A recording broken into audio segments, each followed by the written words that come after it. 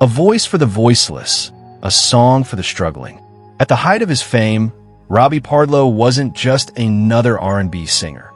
He was a voice that resonated with the brokenhearted, the overlooked, and the misunderstood.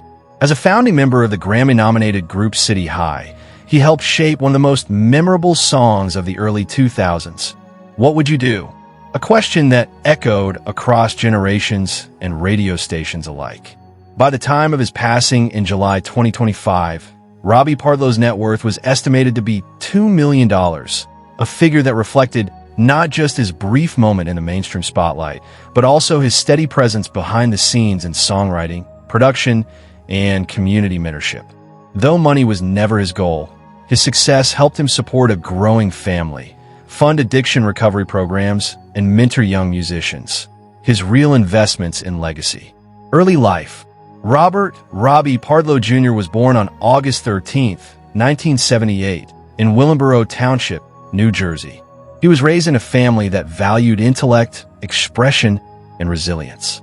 His father, Robert Pardlo Sr., worked in air traffic control, a meticulous profession that demanded calm under pressure. His mother, Marion Pardlo, nurtured Robbie's creativity and emotional intelligence. Robbie grew up alongside his older brother, Gregory Pardlo, who would go on to win the Pulitzer Prize for Poetry in 2015. The two brothers took different paths, but shared a bond rooted in the power of storytelling. Greg through words, Robbie through music. Robbie was naturally gifted, often mimicking melodies on the family piano by ear before he could even read music.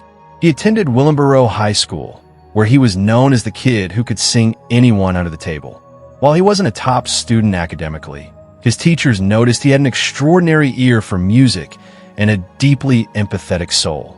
After high school, he briefly explored college, but quickly pivoted to music full-time, a decision that would both elevate and challenge him in the years to come. Personal life. Behind the fame and falsetto was a man who loved deeply, hurt quietly, and strived to overcome demons not just for himself, but for his children. Robbie was married to Anika Pardlo, a schoolteacher and fierce supporter of his sobriety journey.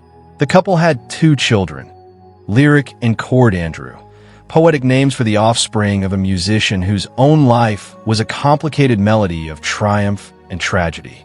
Robbie was a devoted father who, even during the lows of addiction, never stopped expressing his love for his kids. He once said in a televised interview, "My biggest hit isn't on the radio. It's my daughter looking at me like I'm still her hero." He was spiritual, but not overtly religious. Raised in a Christian household, Robbie leaned into faith during his rehabilitation journey, often attending church services and crediting God for his ability to keep going. Faith was not a performance for him. It was private, quiet, and real. Outside of music, Robbie became an advocate for addiction recovery. After appearing on A&E's Intervention in 2010, he partnered with local organizations in New Jersey to help others battling substance abuse. He visited schools, halfway houses, and rehab centers, not as a celebrity, but as a survivor who understood what it meant to fall and still try to stand. Professional career. In the late 1990s, Robbie caught the attention of hip-hop legend Wyclef Jean, who signed him under his Booga Basement imprint. Originally paired with Ryan Toby, the duo later added the angelic vocals of Claudette Ortiz, forming City High. Their debut album, City High 2001, took the R&B world by storm. The breakout single, What Would You Do?, tackled real-world issues like poverty, single motherhood, and survival. It reached number 8 on the Billboard Hot 100 and earned the group a Grammy nomination for Best R&B Performance by a Duo or Group. Follow-up singles like Caramel also charted, and the group toured across the U.S., performing in arenas and on talk shows. Their message, raw, emotional, and unapologetically real, resonated deeply. But as is often the case with fast fame, cracks began to show. Behind the scenes, relationships within the group grew tense. Robbie's romantic involvement with Claudette Ortiz ended painfully, and she later dated and married Ryan Toby. The emotional fallout, compounded by the pressures of fame, spiraled Robbie into substance abuse. City High disbanded in 2003 after only one album, a heartbreaking into a group with so much promise. Robbie attempted solo work and collaborations with artists like Whitney Houston and Lil' Kim, but his addiction often overshadowed opportunities. By 2010, he had all but disappeared from the mainstream radar, until he re-emerged on A&E's Intervention, where he bravely confronted his addiction on national television. Though sobriety wasn't a straight road, he made a comeback, not to chart again, but to live again. He became a mentor, a behind-the-scenes writer, and a community music teacher. Quietly, he helped mold young voices who would go on to audition for shows like The Voice and American Idol. He was their coach, their cheerleader, and their reminder that dreams come with demons, and still they're worth chasing. House tour and car collection. Robbie lived a modest yet warm life in his hometown of Willingboro, New Jersey. His home was a 2-story brick house, decorated with music memorabilia and Eagles football gear. He was a die-hard Philadelphia Eagles fan. The basement was converted into a recording studio, where he helped teens record their first mixtapes and worked on his own unreleased EP, which was in progress at the time of his death. In his driveway sat 2 notable cars: a 2019 Dodge Charger SRT Hellcat, black with red trim, his favorite for cruising at night with his son; a 2022 Tesla Model Y, used for errands and often driven by his wife Anika. He once joked, "The Hellcat is for the old me. The Tesla is for the man trying to live long enough to enjoy it." College career.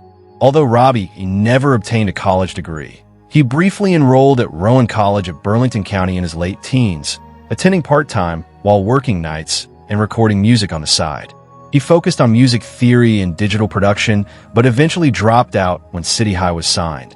Later in life, he became a guest lecturer at local colleges, including Rutgers University, where he gave heartfelt talks on addiction, artistry, and self-worth.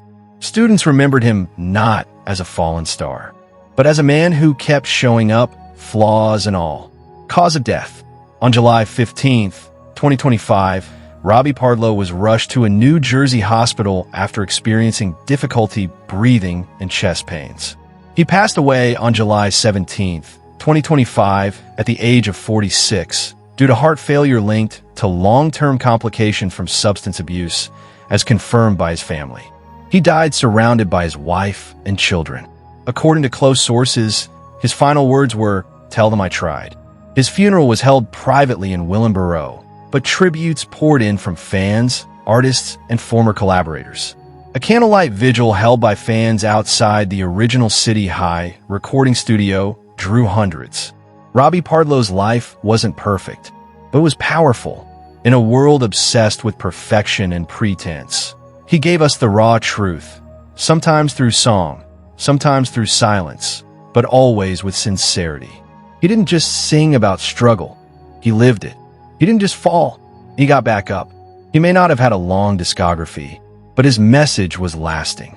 City High's "What Would You Do" remains a cultural time capsule, and Robbie's haunting verse, full of pain and empathy, will echo in our collective memory long after the charts have moved on. In the end, Robbie Pardlo was more than a singer. He was a survivor, a father, a husband, a mentor, and a man who wore his scars like armor. He leaves behind his loving wife Anika, his children Lyric and Cord Andrew, his brother, Pulitzer Prize winner Gregory Pardlo, and a community of fans who will never forget the voice that asked us, "What would you do?" Rest in power, Robbie. Your voice may be silent now, but your message still sings.